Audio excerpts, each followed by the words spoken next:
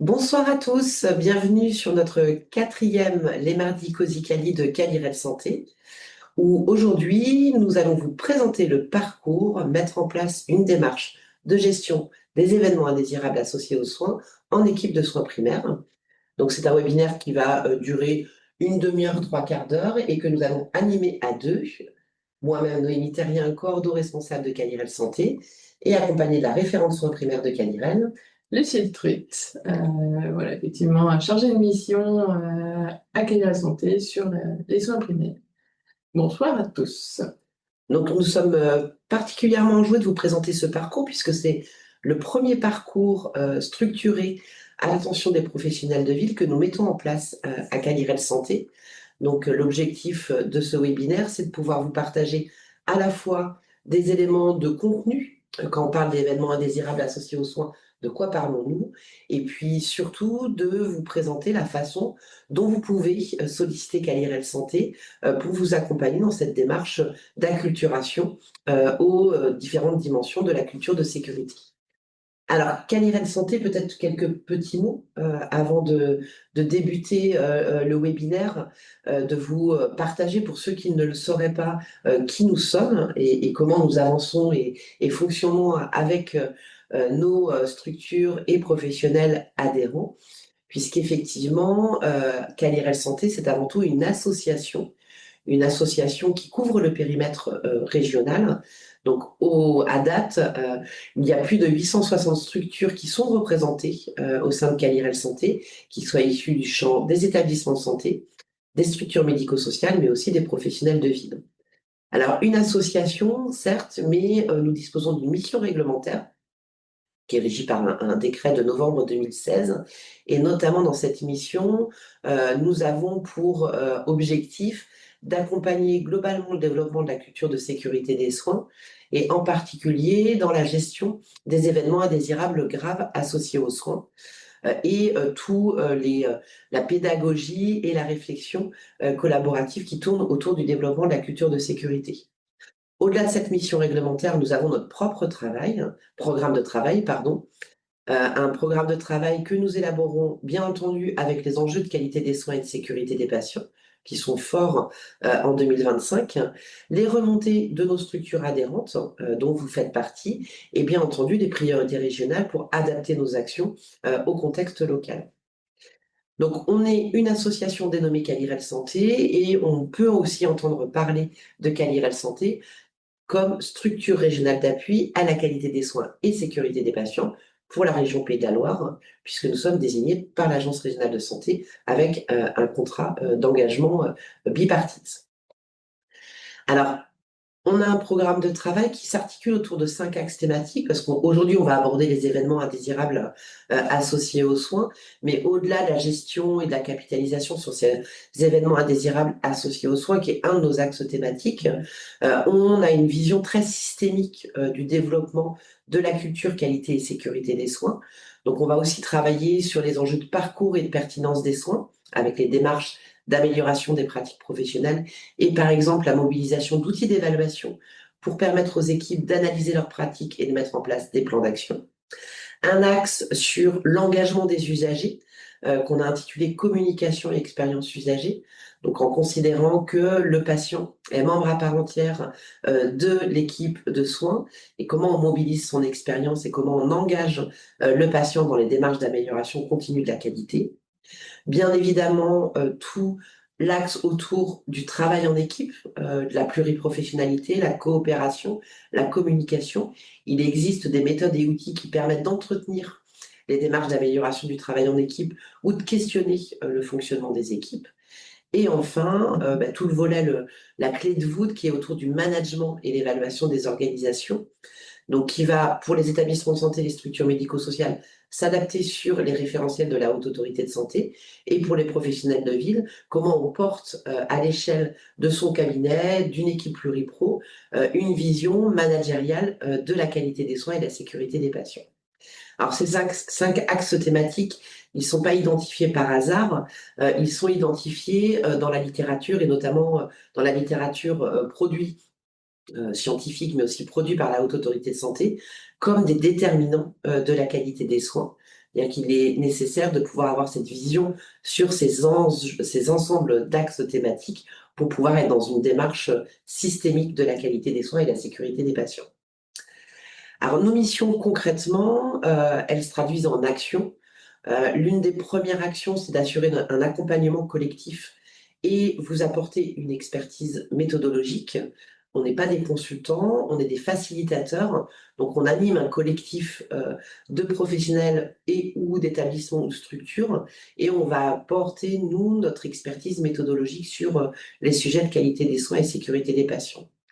Dans cette logique de collectif, on a une action de mise en commun, de co-construction et de diffusion d'outils qui sont adaptés aux différents secteurs d'activité. Et tout ça est animé par le partage d'expériences.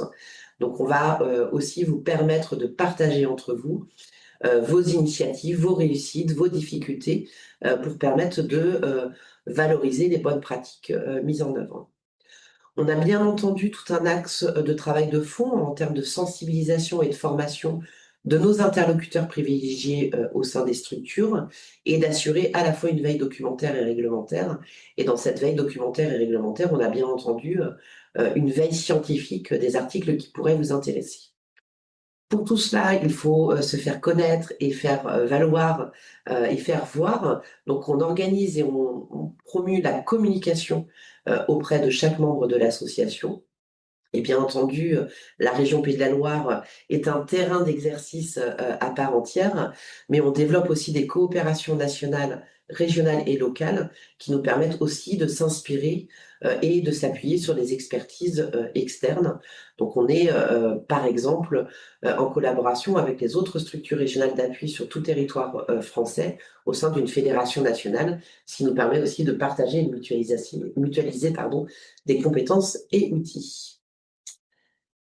Alors, on a, au-delà de ces actions et de ces missions généralistes, on a des activités qu'on a développées spécifiquement auprès des soins primaires, qui ont été particulièrement marquées depuis 2022. On intervient dans différentes formations, que ce soit en formation initiale ou en continu. On anime des webinaires, comme aujourd'hui le mardi COSI. On crée des outils spécifiques à destination des soins primaires, comme par exemple des outils qu'on a pu co-construire avec Apimed sur les groupes qualité en région Pays de la Loire sur l'analyse de scénarios cliniques, ou encore ce qu'on va vous présenter aujourd'hui, tout un dispositif de ressources et d'outils autour de la gestion des événements indésirables associés aux soins. On a pu piloter une enquête régionale en lien avec l'URPS, des kinés, excusez-moi. On accompagne bien entendu dans notre mission réglementaire les événements indésirables graves associés aux soins, pour lesquels on est en accompagnement et en appui des professionnels de ville. On coporte un projet de recherche en lien avec le département de médecine générale de Nantes sur le sujet des événements indésirables associés aux soins, où on en dira quelques mots aussi. Et puis, bien entendu, on participe à toutes les opportunités de travaux régionaux et nationaux en lien avec la qualité des soins, notamment au travers d'un groupe de travail national, dans le cadre de la feuille de route nationale sur l'amélioration de la sécurité des patients et des résidents avec le ministère de la Santé, et dans le cadre d'un groupe de travail national au sein de notre fédération où on regroupe, on partage les initiatives en matière d'accompagnement des professionnels de ville. Donc des activités spécifiques aux soins primaires et dont une activité en particulier autour de la gestion des événements indésirables associés aux soins. Avec une logique en 2025 de proposer et de vous proposer des parcours d'accompagnement. On a eu toute une réflexion de pouvoir donner une logique d'accompagnement aux ressources et outils et à la sensibilisation qu'on proposait. Donc nos parcours d'accompagnement, ils sont pensés afin de vraiment rendre cohérents les ressources, outils, accompagnement et de vous permettre d'être dans un suivi à moyen et long terme avec un réel engagement de vous, équipe, sur les thématiques qu'on vous propose. Donc ces parcours email, ateliers, évaluation, mise à disposition d'outils, retour d'expérience, tout ce qui est incarné dans les actions que je vous ai présentées précédemment. On peut avoir des parcours qui sont communs à tous les secteurs, ce qui est aussi très très riche, et d'autres qui sont spécifiques au secteur d'activité. Un exemple de parcours commun à l'ensemble des secteurs d'activité, c'est le parcours retour d'expérience sur la gestion des événements indésirables associés aux soins, où on propose aux équipes de soins de s'engager dans un challenge ensemble, agissons pour la sécurité des patients et des personnes accompagnées, où on partage les retours d'expérience des équipes accompagnées. Le parcours qu'on va vous présenter aujourd'hui est un parcours plus spécifique, puisqu'on a deux parcours spécifiques pour les soins primaires. Un premier parcours qui vous a été présenté en début d'année et dont vous pouvez retrouver le replay en ligne sur notre chaîne YouTube, qui est un parcours relativement généraliste avec un objectif de découvrir et de s'approprier les méthodes d'amélioration de la qualité des soins. Et le parcours qu'on va vous présenter aujourd'hui, de mettre en place une démarche de gestion des événements indésirables associés aux soins en équipe de soins primaires. Alors, pour débuter la présentation de ce parcours, il convient de pouvoir reposer le cadre des notions fondamentales autour des événements indésirables associés aux soins. Et c'est Lucille qui va vous en parler. Mais d'abord, je vais vous laisser un petit peu de réflexion. Et voilà, je vais vous laisser réfléchir. Est-ce que vous, déjà, personnellement, ça vous est déjà arrivé dans votre vie de tous les jours de casser une tasse ou un verre?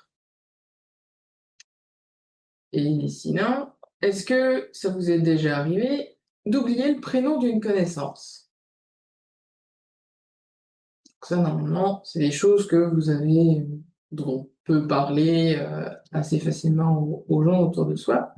Mais cette fois, dans le cadre professionnel, est-ce que par exemple, vous avez déjà eu un patient qui chute lors d'un examen? Et est-ce que vous avez déjà mal réalisé un acte de soin? Est-ce que vous êtes déjà trompé en prenant en charge un patient? Et donc, en fait, c'est sur ce sujet-là qu'on va avancer un petit peu. Mais là, c'est déjà une première réflexion pour vous montrer que finalement, les erreurs qu'on fait dans la vie de tous les jours, en fait, elles arrivent aussi dans le monde du travail, même si on en parle quand même moins. Donc, un événement indésirable associé aux soins. On vous en parle depuis le début de ce webinaire. Qu'est-ce que c'est exactement? Donc, un événement indésirable associé aux soins, donc on simplifie en EIAS, c'est un événement qui est défavorable, qui va survenir chez un patient. Donc là, on parle bien de la qualité et sécurité des soins donc pour le patient, avec des conséquences qui sont avérées ou potentielles. Donc on prend en compte aussi les choses qui ont été rattrapées et qui auraient pu avoir des conséquences sur le patient, parce qu'au final, on verra, le mécanisme derrière est le même. Et donc, dans le sens où c'est indésirable, c'est quelque chose sur lequel on veut travailler parce qu'on ne veut pas que ça se répète.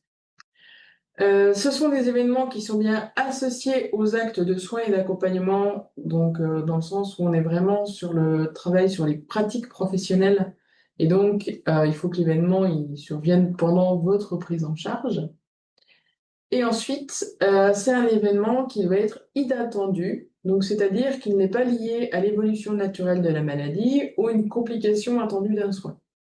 Par exemple, si vous avez un médicament qui a des effets secondaires négatifs sur le patient, mais qui sont des effets secondaires connus et attendus, on n'est pas forcément dans le cadre strict d'un événement indésirable associé aux soins, parce que voilà, c'est un effet qu'on attendait, qu'on suit, qu'on connaît et qui est géré. Par contre, si l'effet indésirable du médicament est survenu à cause d'un surdosage, parce que vous vous êtes trompé en fonction de votre métier, que ce soit à la prescription, à la délivrance ou préparation du pilulier ou je ne sais pas, là, cette fois, on est sur un événement indésirable associé aux soins. Parmi ces événements indésirables, associés aux soins, il y a une catégorie particulière dont on a un petit peu commencé à parler aussi, qui sont les événements indésirables graves associés aux soins. Et donc, on considère que c'est grave, de façon assez poussée quand même, mais c'est quand on est sur un événement indésirable associé aux soins qui a entraîné le décès du patient, la mise en jeu de son pronostic vital ou la survenue d'un handicap permanent. On ne s'attardera pas sur cette thématique-là parce que voilà, c'est des événements sur lesquels il y a une gestion supplémentaire, sur lesquels effectivement nous avons des missions d'accompagnement renforcées, on va dire. Mais voilà, sachez que c'est une catégorie qui existe, mais qui, bien heureusement, n'est pas du tout la plus fréquente. Donc, pour vous donner quelques exemples de ce qu'on peut mettre derrière, alors je vous laisse piocher ce qui vous parle en fonction de votre profession. Mais voilà, un AVS, qu'est-ce que ça peut être? Ça peut être une chute ou une blessure pendant un soin, que ce soit lié directement au soin ou aux conditions de réalisation du soin. Est-ce que, on en a déjà un petit peu parlé, en lien avec le médicament, est-ce que c'est une erreur de dose? Est-ce que ça peut être par exemple un retard de prise en charge suite à un bilan qui n'a pas été vu ou pas transmis? Est-ce que c'est une erreur dans l'évaluation de la gravité d'une pathologie?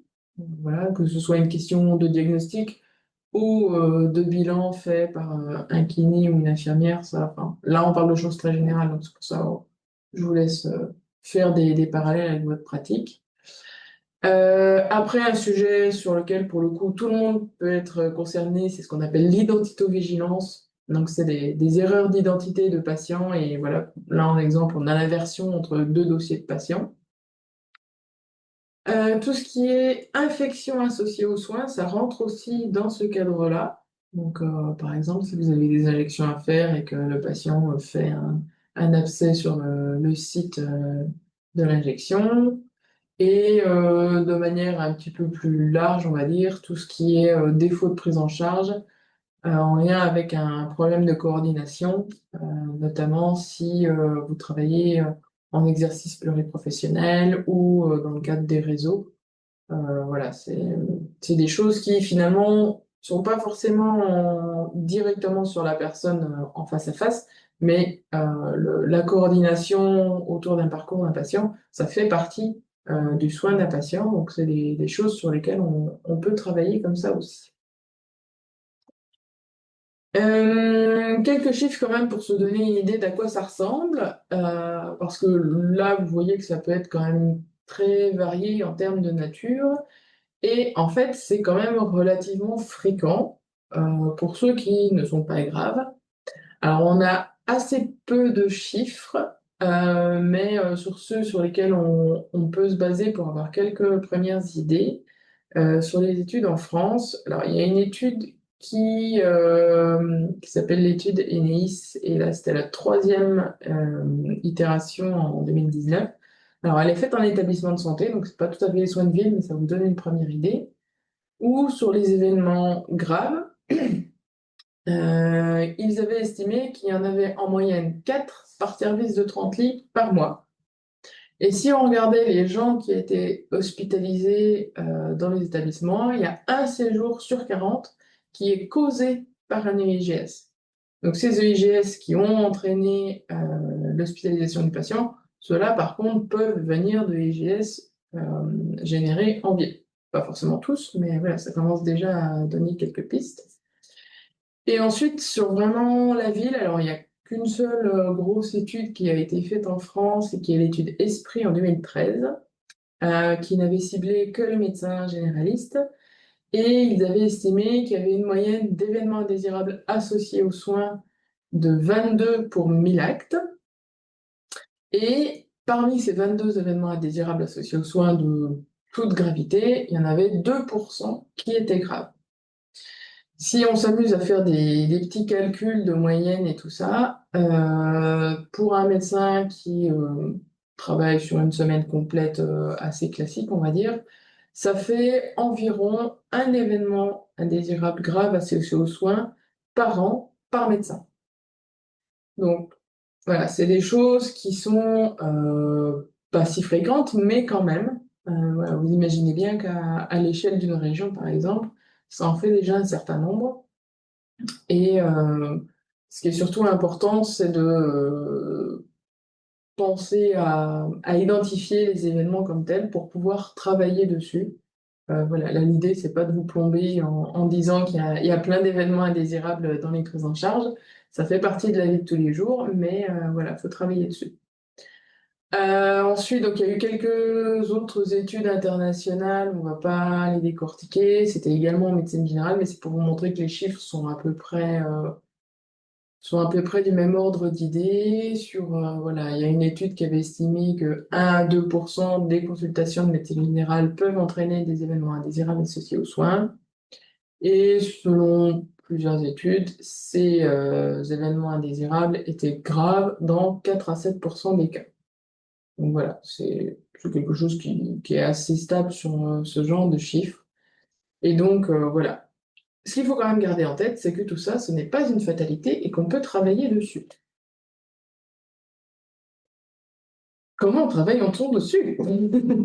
Donc effectivement, comme tu l'as très bien expliqué, Lucille, malheureusement, les événements indésirables associés aux soins, qu'ils soient graves ou non graves, font partie du lot de tout l'exercice de professionnels de santé. Et je dirais que nos erreurs au quotidien font effectivement partie de toutes les activités, quelles qu'elles soient. Tu finissais ta diapo sur le fait que ce n'était pas une fatalité. Effectivement, c'est pas une fatalité.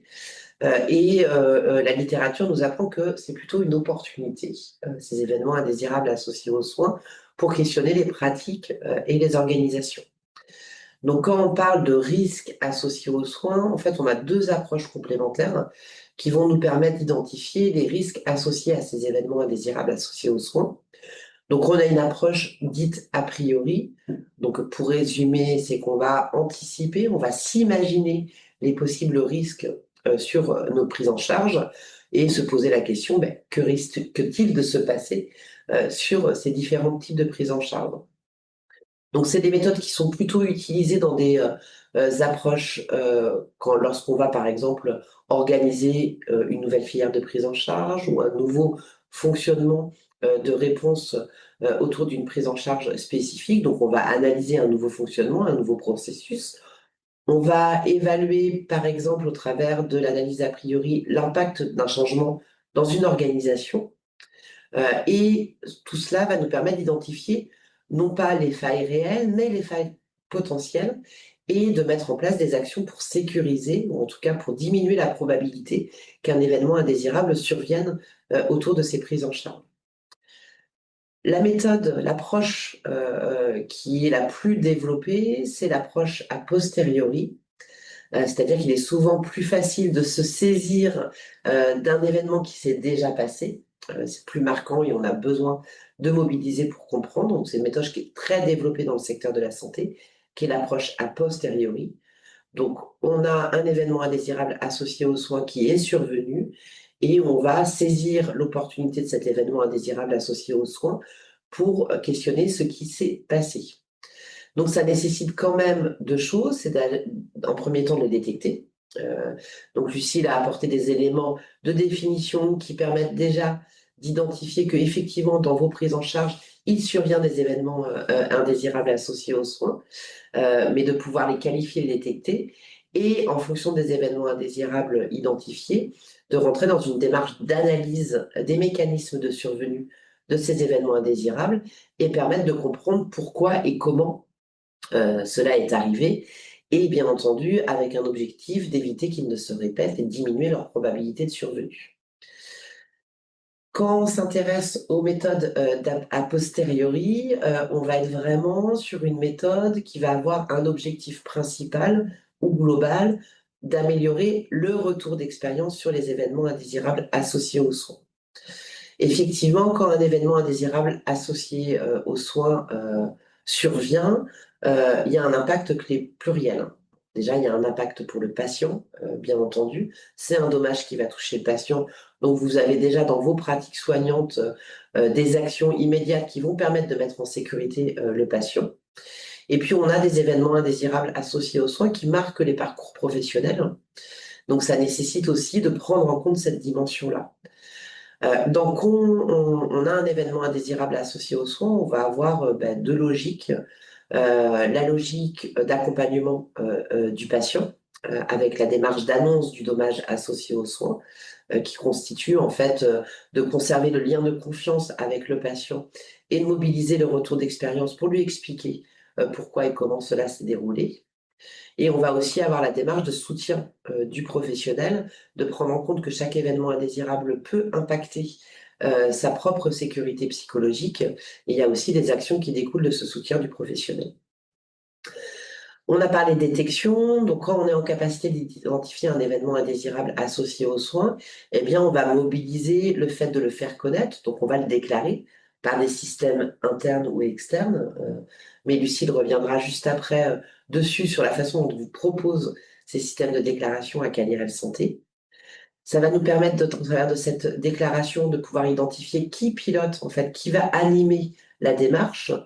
Dans vos structures en soins primaires, en fait, vous allez pouvoir mobiliser le référent qualité, s'il existe, ou saisir l'opportunité de vous intéresser aux événements indésirables pour identifier un référent qualité associé. Et on va rentrer dans une démarche pluriprofessionnelle au travers d'une démarche d'identification des mécanismes de survenue des événements indésirables et puis surtout d'analyse en réunion pluripro où on va analyser la situation et identifier des plans d'action. Donc le plan d'action, il a bien entendu pour objectif de réduire la probabilité de survenue de cet événement. Donc on va mettre en œuvre et on va suivre les actions qui en découlent. Et puis on va aussi, dans les actions, avoir un enjeu de communiquer et communiquer à 3 niveaux. Communiquer auprès de l'équipe concernée par l'événement indésirable sur les enseignements qu'on a tirés de cet événement indésirable, de communiquer dans la démarche d'annonce du dommage associé aux soins auprès du patient en lui faisant un retour d'information au patient et ou le cas échéant aux proches, et dans la logique de capitalisation et de retour d'expérience, avoir en tête que ce qui est arrivé chez vous dans votre exercice peut probablement être très certainement arrivé dans d'autres exercices, donc de pouvoir élaborer ce qu'on appelle des fiches retour d'expérience, pour lesquelles, vous le verrez, on peut vous accompagner et de permettre de faire connaître aux autres collègues, aux autres exercices coordonnés, que ce type d'événement peut arriver et d'en expliquer les mécanismes de survenue et surtout les actions que vous avez mis en place pour éviter qu'elles ne se reproduisent. Et c'est ce qu'on appelle en fait le retour d'expérience sur les événements indésirables associés aux soins. Alors, cette gestion et ce retour d'expérience, ça nécessite, pour qu'un retour d'expérience, soit de qualité, ça nécessite qu'on réalise une analyse approfondie des causes de cet événement indésirable associé aux soins. Pourquoi? Parce quand un événement indésirable associé aux soins survient, on peut faire des raccourcis de pensée en se disant c'est un tel qui s'est trompé, on aurait dû faire ci, on aurait dû faire ça, et on va attribuer la survenue d'événements indésirables plutôt à un individu ou une organisation spécifique, alors qu'on sait bien que c'est simplement la face immergée de l'iceberg, et que quand un événement indésirable associé aux soins survient, c'est beaucoup plus complexe que ça, puisque généralement les raisons de survenue sont plutôt systémiques et dans le cadre de fonctionnement des collaborations, des communications et coopérations en équipe, des procédures ou protocoles qui sont existants mais peut-être méconnus, des modalités de répartition des rôles et des tâches, etc., etc. Donc cette analyse approfondie des causes, elle va permettre de façon factuelle et systémique de mieux comprendre les raisons de sa survenue, d'aller chercher les dysfonctionnements du système en s'écartant du qui a fait quoi, mais plutôt du comment et pourquoi. Donc on va aller au-delà de la seule erreur humaine. Et puis cette réflexion, cette analyse approfondie, elle va permettre d'identifier des axes d'amélioration qui sont efficaces puisqu'ils vont toucher le système en lui-même et non pas uniquement les individus. Donc ça veut dire que pour faire une analyse approfondie des causes, ça nécessite un peu de méthode, et puis surtout une approche collaborative. Donc pour ce faire, cette analyse, elle doit être bien entendu réalisée en collaboration avec le ou les professionnels impliqués dans la prise en charge en lien avec la survenue d'événements indésirables associés aux soins. Ça doit mobiliser une méthode qui est adaptée et on verra que pour les événements indésirables associés aux soins en soins primaires, ce ne sont pas uniquement les méthodes qu'on va utiliser en établissement de santé ou en structure médico-sociale. On a vraiment des méthodes qui sont adaptées à la temporalité de l'exercice en ville. Et tout cela, bien entendu, animé dans une ambiance de co-construction et non de jugement. Comme je le disais, en fait, on s'en fiche de qui a fait quoi dans la survenue d'un événement indésirable associé aux soins. Ce qui nous importe, c'est pourquoi et comment notre système a failli. Alors tout ça, si ça ne vous a pas convaincu, on va en remettre une couche Parce que travailler sur les événements indésirables associés aux soins, ça a plein de raisons et plein d'opportunités. Déjà, la première, c'est que, comme Lucille l'a présenté dans les données chiffrées, en fait, quand un événement indésirable associé aux soins survient, même si on sait que la majorité des prises en charge se passent bien, quand ce dernier survient, la majorité de ces événements indésirables associés aux soins sont évitables. Donc ça veut dire qu'on a un potentiel d'amélioration sur ce type d'événement indésirable. La deuxième raison, c'est que si c'est évitable, on va éviter qu'il se répète sur des situations semblables. Donc on va apprendre de nos erreurs, on va apprendre des difficultés qu'on a rencontrées sur cette prise en charge. Plus on va travailler sur les événements indésirables associés aux soins, ce que nous on appelle à Caliral Santé les signaux faibles, plus on va limiter le risque de survenue d'un événement plus grave et plus dramatique. On va bien entendu, au travers de ça, se sécuriser, vous sécuriser dans votre pratique, mais aussi dans votre sécurité psychologique et bien entendu apporter des soins de plus grande qualité, en tout cas qui répondent à des standards de qualité et de sécurité des soins acceptables pour tous. Au travers de cette démarche vertueuse du retour d'expérience, vous allez vraiment rentrer dans cette démarche d'amélioration continue, c'est-à-dire que vous saisissez les événements indésirables pour vous interroger sur vos pratiques et vos organisations, et ça, c'est ni plus ni moins que la démarche qualité en milieu de la santé. Et puis enfin, comme on a pu l'aborder dans les propos introductifs et la présentation des événements indésirables associés aux soins, euh, en pratique et dans la vraie vie, tout le monde y est confronté et tout le monde a un potentiel d'apprentissage aussi des erreurs des autres, puisque chacun, dans vos exercices professionnels, vous allez être confronté dans votre quotidien à des erreurs qui pourraient entraîner des dommages impactant le patient. En espérant que toutes ces raisons vous ont convaincu et peut-être convaincu de vous dire aussi, vous avez retenu méthode et facilitation. Et c'est pour ça que dans notre mission d'accompagnement à Canérel Santé, on a imaginé, conceptualisé un parcours d'accompagnement sur mesure pour les professionnels de ville. Alors, à quoi va ressembler ce parcours?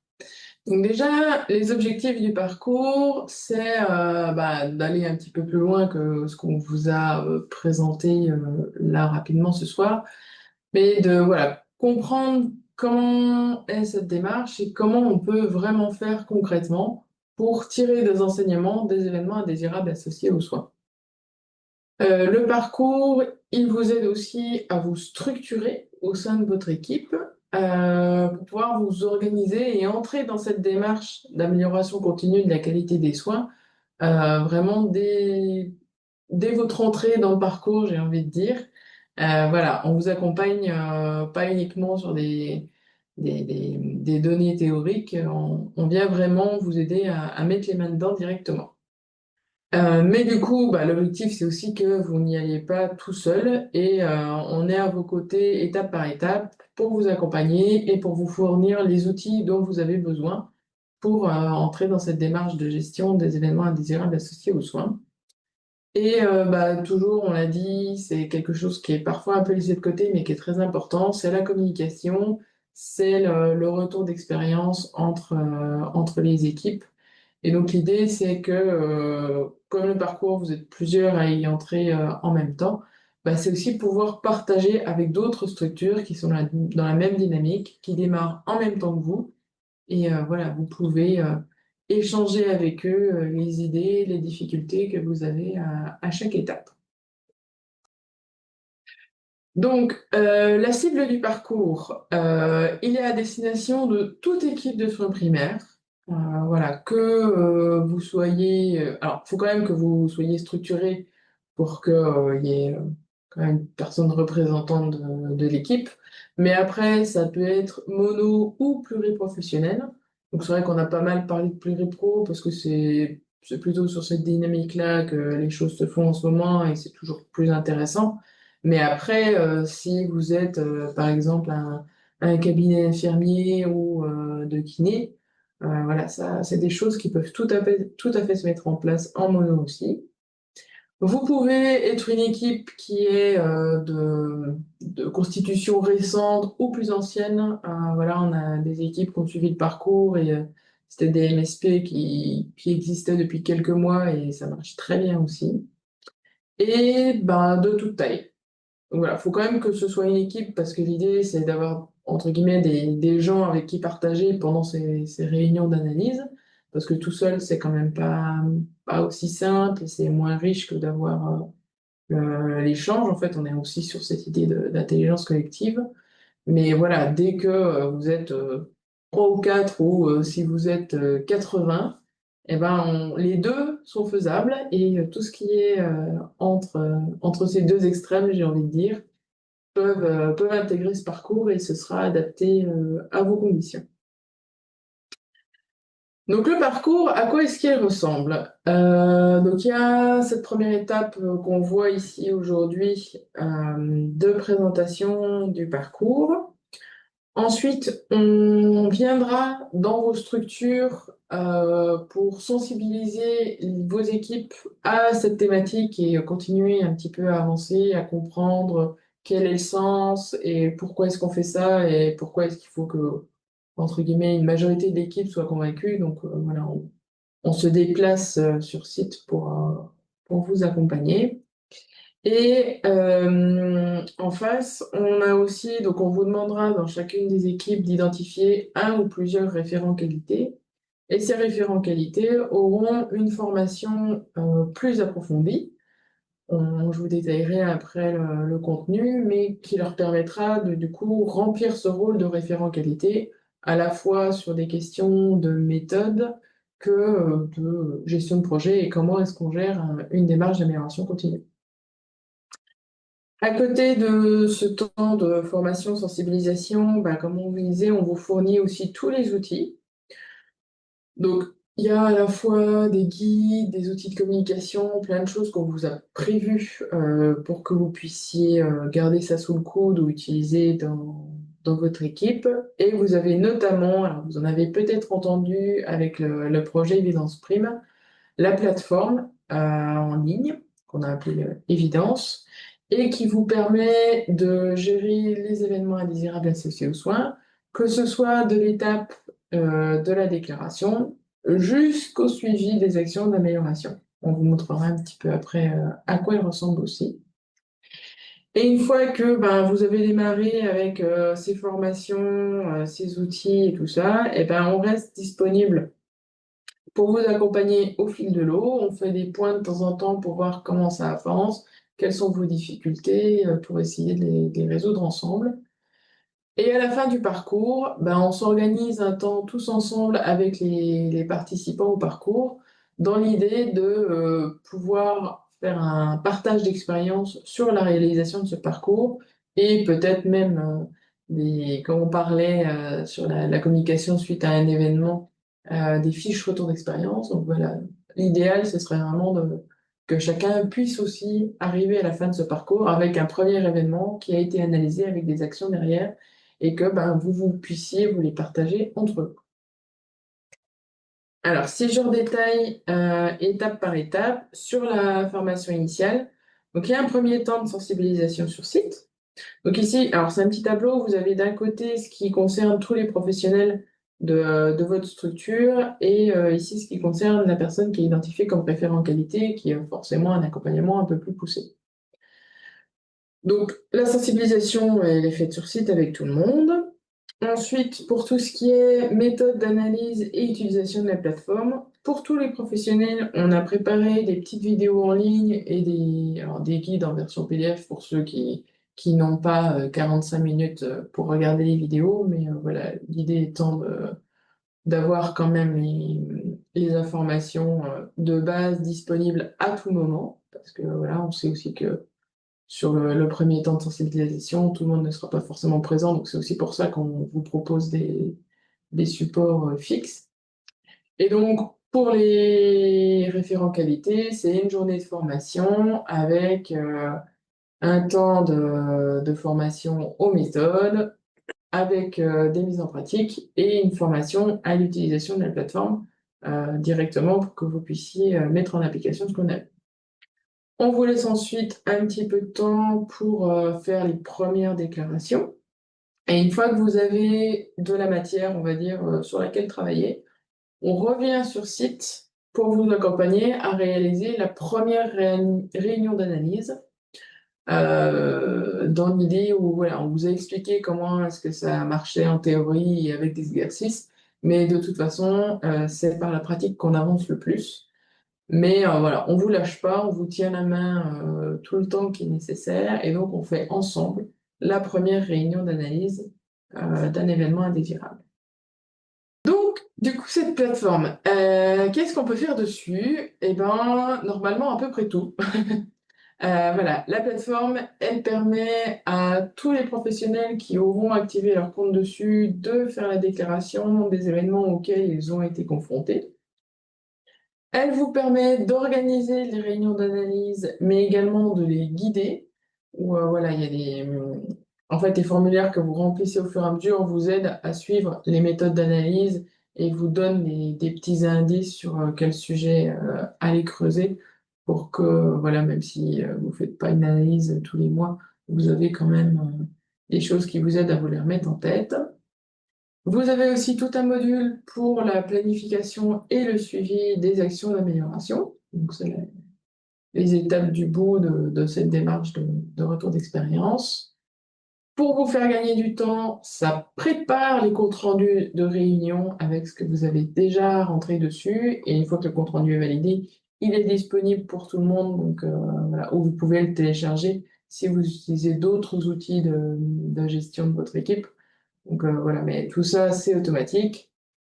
Et sur la plateforme, on a aussi tout un espace documentaire sur lequel on a mis alors à la fois les outils qu'on vous propose créés spécifiquement dans cet accompagnement, mais aussi des ressources externes qui sont sur cette thématique et puis qui peuvent vous servir.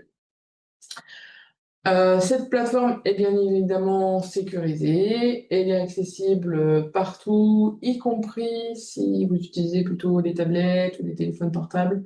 Voilà, pour les déclarations sur les professions qui font beaucoup de domicile, ça vous permet de pouvoir prendre des notes directement quand vous avez les choses en tête. Les accès sont individuels avec des mots de passe, évidemment pour des questions de sécurité et de responsabilité, on va dire, sur les informations qui sont données dessus. Et du coup, pour encadrer un petit peu tout ça, il y a des clauses d'engagement qui sont dans les conditions générales d'utilisation, qui sont obligatoires à la validation du compte. Mais voilà, ça c'est pour vous dire que voilà, la plateforme, elle est sécurisée, elle est conforme aux normes RGPD, etc. Donc vous pouvez mettre des informations sensibles dessus. De toute façon, il n'y a que votre équipe qui y a accès. Et voilà. Et donc les autres outils, donc là vous avez une petite image de ce qu'on vous a préparé spécifiquement pour ce programme-là, donc avec le guide méthodo de référent qualité, des flyers, des posters qui sont à la fois à destination des patients, mais aussi de l'équipe, dans l'idée de voilà, à la fois apporter les informations réglementaires, on va dire, mais aussi de la sensibilisation, de l'explication, de remotivation quand il y a besoin, et de support pédagogique, par exemple ici avec ce petit flyer qui réexplique ce que c'est qu'une analyse approfondie, pour que pendant votre réunion, tout le monde puisse garder un œil sur le déroulement et vers où on va pendant cette réunion. Et donc là, ici, vous avez une petite capture sur la plateforme, cet espace de ressources documentaires où vous pouvez tout télécharger pour réutiliser de la façon dont vous avez besoin. Et donc, une fois qu'on a un stand de démarrage et qu'on a tout mis en place, la routine, comment ça se passe? Alors, ça, c'est une proposition qu'on vous fait, mais on sait que de toute façon, l'idée, c'est aussi de laisser les équipes prendre la main sur leur organisation en fonction de leurs habitudes, de leurs possibilités, etc. Si par exemple, vous êtes des maisons de santé qui sont mono ou plurisites géographiques, en fonction de la taille aussi, vous aurez des organisations différentes. Donc là, c'est simplement une proposition, mais dans l'idéal, une réunion, ça dure entre 1 heure et 1 heure et demie. Dans cette réunion, on va analyser un événement, éventuellement deux, mais sincèrement, si on veut faire une bonne analyse bien approfondie, on ne va analyser qu'un seul événement. Et en termes de faisabilité, on essaye d'en organiser une tous les 2 ou 3 mois. Donc si on enlève l'été, ça vous en fait entre 3 et 5 par an. C'est déjà très bien. Sur ces réunions, donc en termes de taille de réunion, on estime ça entre 3 et 10 professionnels de la structure. Donc pour être quand même à réfléchir à plusieurs, mais pas trop non plus pour que la parole puisse être facile. Et bien évidemment, on l'a déjà dit, parmi ces professionnels qui participent à la réunion, il faut bien évidemment ceux qui sont impliqués dans l'analyse. Et donc cette réunion, bon, vous avez déjà un petit peu expliqué, mais l'idée c'est à la fois de faire cette analyse approfondie des causes d'un événement indésirable associé aux soins et de définir les nouvelles actions d'amélioration en fonction des éléments qui ont été identifiés. En sachant que des actions, faut pas forcément les valider tout de suite pendant la réunion, parce que voilà, en fonction de votre organisation, est-ce qu'il y a un comité de gestion qui a besoin de valider certaines choses? C'est des choses, les actions, ça peut maturer après, mais en tout cas, les idées vont commencer à être réfléchies pendant cette réunion. Donc c'est pour ça aussi que 1 heure pour un événement, c'est raisonnable en termes d'ordre du jour, on va dire.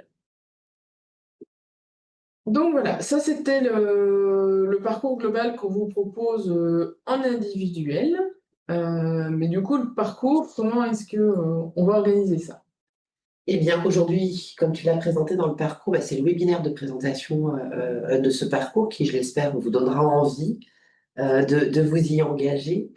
Et vous l'aurez compris, c'est un parcours pas à pas, donc c'est un parcours qui se déroule sur une année, où là, on vous invite à profiter de cet été pour vous questionner et peut-être formaliser votre engagement auprès de nous. Donc, on verra les modalités assez simples pour vous engager aux côtés de Calirel Santé. À la rentrée 2025, ben, de pouvoir débuter le temps de sensibilisation et de formation que vous a présenté Lucille, pour envisager fin 2025, début 2026, ben, des premières réunions d'analyse, des premières analyses de causes profondes et de retour d'expérience, avec un objectif d'envisager une clôture du parcours et ses retours d'expérience à l'échelle des équipes engagées en juin 2026. Alors, c'est un parcours qui dure sur une année, mais c'est un parcours qu'on pourrait dire ou intituler d'impulsion. L'idée, c'est de vous aider à mettre le plié à l'étrier et puis à vous engager dans une collectif du réseau d'accompagnement de Calirel Santé, puisque dans nos missions, on poursuit l'accompagnement de Calirel Santé. Et c'est pas parce que vous avez finalisé votre parcours d'1 an que nous ne sommes pas toujours disponibles pour vous aider et vous accompagner. Donc c'est un parcours certes engageant, mais vous le verrez, qui nécessite pas énormément de temps sorti de votre exercice professionnel pour vous y engager. On a adapté les outils et les ressources associées, et c'est pourquoi on a aussi élaboré cette plateforme. Évidence, c'est une plateforme qui est complètement intégrée dans l'accompagnement de Calirel Santé, et c'est probablement une des questions que vous vous posez, mais c'est très intéressant, c'est très stimulant, ça répond à des enjeux que j'aimerais porter au niveau de mon équipe, mais combien cela va-t-il me coûter? Donc, dans les éléments de présentation de Calirel Santé, je vous ai partagé que Calirel Santé était une association régionale avec des missions régionales autour de la gestion des événements indésirables graves associés aux soins, mais surtout autour du développement de la culture de sécurité. Donc, ça fait partie de nos missions régionales, ça fait partie de nos missions d'accompagnement et d'appui. Ça nécessite certes un engagement de vos équipes auprès de Calirel Santé sous une forme d'adhésion, mais l'adhésion à Calirel Santé reste relativement symbolique. En fait, l'objectif pour nous, c'est que vous marquiez votre engagement dans votre démarche d'amélioration continue de la qualité. Donc, pour vous donner un ordre précis d'idée en termes de coût d'adhésion à Calirel Santé pour l'année 2025, c'est 50 euros pour les professionnels de soins primaires, auquel s'ajoute un petit forfait de digitalisation de 70 euros. Donc, on est sur un montant qui est de 120 euros au total pour 2025. Et au travers de ce coût modeste d'adhésion, vous avez accès à nos ressources et outils, y compris la plateforme Évidence avec les paramétrages associés. Donc, c'est un petit investissement financier, un bel engagement d'équipe de soins pour une capitalisation et un retour d'expérience qui va servir à beaucoup d'autres équipes et surtout qui va être utile pour les patients que vous prenez en charge, puisque nous sommes bien là tous collectivement, quelle que soit la place que nous avons dans ce fameux système de santé, nous sommes tous là pour un niveau de qualité des soins et de sécurité des patients qui soit au niveau. Donc, l'accompagnement de Calirel, il est vraiment dans cette mission d'intérêt général avec des modalités de participation qui sont principalement basées sur la base du volontariat et de l'engagement. En tout cas, tout ce qu'on vous a présenté ici, vous pouvez en retrouver des pages dédiées de présentation sur notre site internet calirelsanté.com. Vous avez une rubrique dédiée aux professionnels de ville. On vous a présenté le parcours sur les événements indésirables associés aux soins, mais il y a toutes les autres ressources qui gravitent autour de nos 5 axes thématiques. On vous avait sur la diapo nos coordonnées de contact. Et puis surtout, à Calirel Santé, on a un pilote, le référent de Calirel Santé pour les professionnels de ville, qui est Lucille Trut, qui sera votre principal interlocuteur. Même si on a une équipe qui collabore autour des différents sujets, mais la porte d'entrée reste Lucille. Voilà, on est dispo pour vous. Voilà, et si jamais... Pardon. Moi,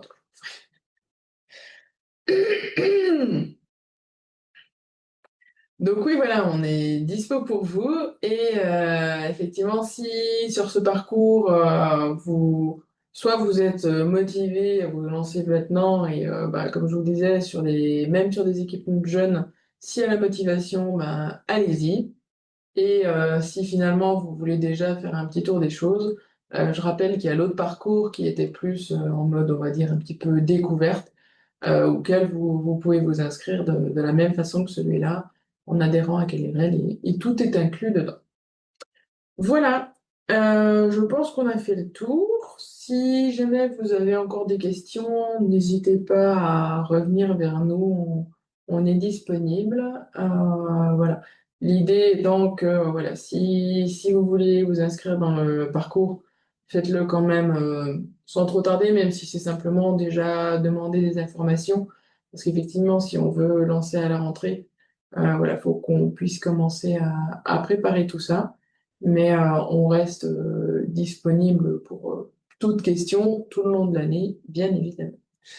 Et vous retrouverez dans quelques jours le replay sur notre chaîne YouTube. On enlèvera la partie questions-réponses pour avoir un replay de webinaire plus accessible.